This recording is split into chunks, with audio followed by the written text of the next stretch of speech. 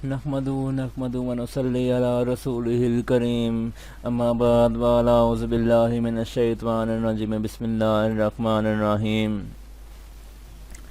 سامعین عزیز وقار، ویڈیو شروع کرنے سے پہلے ہم آقا دو جہان محمد مصطفیٰ صلی اللہ علیہ وسلم کی بارگاہ میں درود پاک کا نذرانہ پیش کرتے ہیں۔ اللہم صلی علی محمد و علی آل محمد کما صلیت علی ابراہیم و علی آل ابراہیم انکا حمید مجید۔ اللہ مبارک علی محمد و علی آل محمد کما بارکت علی ابراہیم و علی آل ابراہیم انکا حمید مجید۔ سامعین عزیز وقار، AHM نعت رسول مقبول کی جانب سے تمام احباب کو السلام علیکم ورحمۃ اللہ وبرکاتہ۔ ہم اپنی آج کی ویڈیو میں آپ کو تحیۃ الوضو کے متعلق بتائیں گے کہ تحیۃ الوضو کیا ہے اور اس کے فضیلت کیا ہے اور اس کے پڑھنے کا طریقہ کار کیا ہے۔ سامعین عزیز وقار، سب سے پہلے ہم یہ جانتے ہیں کہ تحیۃ الوضو کی فضیلت کیا ہے۔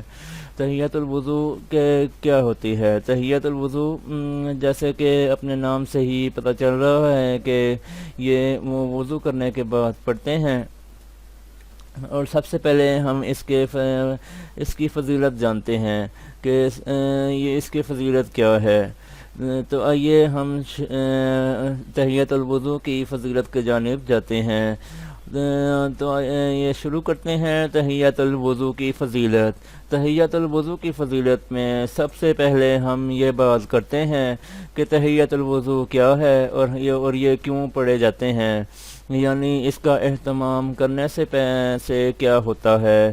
سامعین عزیز وقار، اس طرح کے بہت سے سوالات ہوتے ہیں جو ہمارے ذہن میں ہوتے ہیں، اور ہم یہ چاہتے ہیں کہ ہمیں یہ پتہ چلے کہ ہم جو نیکی اپنے رب کی رضا کے لیے کر رہے ہیں، ہمارے ان تمام معاملات سے ہمارا رب راضی بھی ہو رہا ہے یا نہیں۔ انسان اس طرح کے بہت سے سوالات کو اپنے ذہن میں جگہ دیتا ہے اور آخرکار وہ مایوسی کا شکار ہوتا ہے، حالانکہ ہمارا رب بہت ہی مہربان ہے۔ اللہ رب العزت فرماتے ہیں کہ اے بندے، میری طرف آ کر تو دیکھو، میں عطا نہ کروں تو کہنا۔ سامعین عزیز وقار، تحیۃ الوضو کی تعریف میں ہے کہ یہ وہ نماز ہے جو وضو کرنے کے بعد جسم کے تمام حصے خشک ہونے سے پہلے جو نماز پڑھی جاتی ہے، وہ نماز تحیۃ الوضو کہلاتی ہے۔ سامعین عزیز وقار، یہ اس نماز کی تعریف تھی جو آپ احباب نے سماعت فرمائی۔ اب آئیے ہم یہ دیکھتے ہیں کہ اس نماز کی ہماری زندگی میں کیا اہمیت ہے۔ اب ہم فضائل نماز پر تھوڑی سی روشنی ڈالتے ہیں۔ کچھ احادیث مبارکہ ہم آپ حضرات کی خدمت میں پیش کرتے ہیں۔ حضرت ابو ہریرہ رضی اللہ تعالیٰ عنہ روایت کرتے ہیں کہ رسول اللہ صلی اللہ علیہ وسلم نے جناب بلال حبشی رضی اللہ تعالیٰ عنہ، جو ہمارے اسلام کے پہلے مؤذن ہیں، ان سے دریافت کیا کہ اے بلال حبشی رضی اللہ تعالیٰ عنہ، اسلام کے بعد تم مجھے اپنا وہ عمل بتاؤ جس کے بارے میں تم پر امید ہو، کیونکہ میں نے جنت میں اپنے آگے تمہارے قدموں کی چھاپ سنی ہے۔ حضرت بلال حبشی رضی اللہ تعالیٰ عنہ نے عرض کیا، بظاہر تو کوئی ایسا عمل نہیں ہے جس کے بارے میں خاصا پر امید ہوں، لیکن ایک بات البتہ ایسی ہے کہ میں شب و روز میں جب بھی وضو کرتا ہوں تو اس کے بعد 2 رکعت نفل تحیۃ الوضو حسب توفیق پڑھ لیتا ہوں۔ سامعین عزیز وقار، یہ حدیث مبارکہ ہم نے بخاری شریف سے لی ہے۔ اس کے بعد ایک اور حدیث آپ کو سناتے ہیں۔ حضرت عقبہ بن عامر رضی اللہ تعالیٰ عنہ سے روایت ہے کہ حضور سرور کائنات حضرت محمد مصطفیٰ صلی اللہ علیہ وسلم نے فرمایا کہ جو مسلمان وضو کرے اور اچھا وضو کرے اور ظاہر و باطن یعنی انسان دنیا سے کٹ کر کے اللہ رب العزت سے لو لگا لے، خشوع و خضوع کے ساتھ یہ 2 رکعت ادا کرے تو اس کے لیے جنت واجب ہو جاتی ہے۔ سامعین عزیز وقار، یہ والی حدیث ہم نے مسلم شریف سے لی ہے۔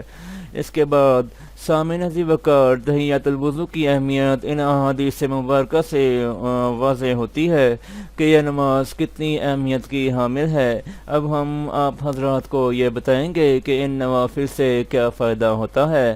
ان نوافل سے قربت حاصل ہوتی ہے، یعنی انسان اللہ رب العزت کے قریب ہوتا ہے، تقوی میں مزید توفیق میسر آتی ہے۔ لہذا اہل ایمان یعنی جو مسلمان بہن اور بھائی یہ ایمان رکھتے ہیں کہ ہم سے ہمارا رب راضی ہو جائے اور اس کا رسول بھی راضی ہو جائے، تو ہمیں ہر وہ کام کرنا چاہیے جو اللہ جل شانہ کو پسند ہو۔ اب ہم یہ سیکھیں گے کہ یہ نماز جس کا نام تحیۃ الوضو ہے، اس کو پڑھنے کا طریقہ کار کیا ہے۔ اب آپ حضرات اس کا طریقہ سماعت فرمائیے۔ تحیۃ الوضو کا طریقہ۔ تحیۃ الوضو کا طریقہ، اس میں سب سے پہلے ہم یہ جانیں گے کہ اس کی نیت کیا ہوگی۔ جیسے کہ آپ کو بتاتا چلوں کہ کوئی بھی ہم نیکی کا کام کرتے ہیں تو اس کے لیے ہم ارادہ کرتے ہیں، یعنی کہ نیت کرتے ہیں۔ یا کوئی انسان اگر کوئی بھی کام کر لے تو وہ سب سے پہلے اس کے دل میں کوئی نیت ہوگی کہ وہ اس کا یہ کام اپنے رب کی رضا کے لیے کرنے لگا ہے۔ تو اسی طرح سے یہ نفل ہیں، یہ اس کی بھی نیت ہوگی۔ نیت اس کی کیا ہوگی؟ سب سے پہلے آپ حضرات اس کی نیت سماعت فرما لیجئے۔ نیت کرتا ہوں یا کرتی ہوں میں 2 رکعت نماز تحیۃ الوضو برائے بندگی اللہ تعالیٰ کے، منہ میرا قبلہ شریف کی طرف، اللہ اکبر۔ جیسے کہ آپ نے نیت سماعت فرمائی اور نیت میں کہا بندگی اللہ تعالیٰ کے، یہ نفل نماز ہے تو نفل بندگی اللہ تعالیٰ کے ہوتے ہیں۔ تو یہ تحیۃ الوضو یعنی کہ یہ اپنے نام سے ہی واضح ہو رہا ہے کہ یہ وضو کی نماز ہے۔ یہ جو شخص اس کو کچھ احادیث مبارکہ آپ حضرات کے سامنے رکھی گئیں، ان سے اس کی تعریف، ان کی اہمیت، ان کے فوائد واضح ہو رہے ہیں کہ یہ کتنی اہمیت کی حامل ہے، ہماری زندگی میں کیا اہمیت رکھتی ہے۔ تو اب آئیے اب اس کے پڑھنے کا طریقہ ہم سیکھ لیتے ہیں۔ پہلی رکعت اور دوسری رکعت۔ پہلی رکعت میں سورہ فاتحہ کے بعد سورہ کافرون، قل یا ایھا الکافرون لا اعبد ما تعبدون ولا انتم عابدون ما اعبد ولا انا عابد ما عبدتم ولا انتم عابدون ما اعبد لکم دینکم ولی دین۔ اور دوسری رکعت میں سورہ فاتحہ کے بعد سورہ اخلاص، قل هو اللہ احد اللہ الصمد لم یلد ولم یولد ولم یکن لہ کفوا احد پڑھنا سنت ہے، اس کی بہت بڑی فضیلت ہے۔ تو یہ تھا سامعین عزیز وقار تحیۃ الوضو کا طریقہ۔ سب سے پہلے ہم نے آپ کو تحیۃ الوضو کی فضیلت بتائی اور اس کے بعد اس کا طریقہ بتایا۔ یہ اس کا طریقہ تھا، یہ بھی نفل نماز ہے تو ہمیں اس کا اہتمام بھی کرنا چاہیے۔ سامعین عزیز وقار اس طرح کی بہت سی ویڈیوز ہوں گی جو ہمارے چینل پر آپ کو فراہم کی جائیں گی، تو ہماری اس ویڈیو کو صدقہ جاریہ سمجھ کر آپ آگے بھی شیئر کیجئے تاکہ ہمارے دوسرے لوگ بھی ان چیزوں سے مستفید ہو سکیں، اور ہمارے اس چینل کو سبسکرائب کیجئے تاکہ ہمارے آنے والی ویڈیوز بھی آپ تک پہنچتی رہیں۔ سامعین عزیز وقار اس کے ساتھ ساتھ میں آپ کو یہ بتاتا چلوں کہ جتنے بھی نفل عبادات ہیں، یہ جتنی بھی نفل نمازیں ہیں وہ تمام عبادات میں شامل ہوتی ہیں۔ تو اگر آپ اللہ کے دوست بننا چاہتے ہیں، اللہ کے ساتھ لو لگانا چاہتے ہیں، تو آپ تمام احباب ان نفل نمازوں کا اہتمام بھی کیا کریں۔ تو جیسا کہ آپ کو معلوم ہے کہ یہ ماہ رمضان المبارک کا مہینہ ہے، اس مبارک مہینے کی ہم رحمتوں سے اور برکتوں سے مستفید ہو رہے ہیں۔ تو اس کی وجہ سے ہمیں یہ ایک قسم کا ہم اپنی چارجنگ کرتے ہیں۔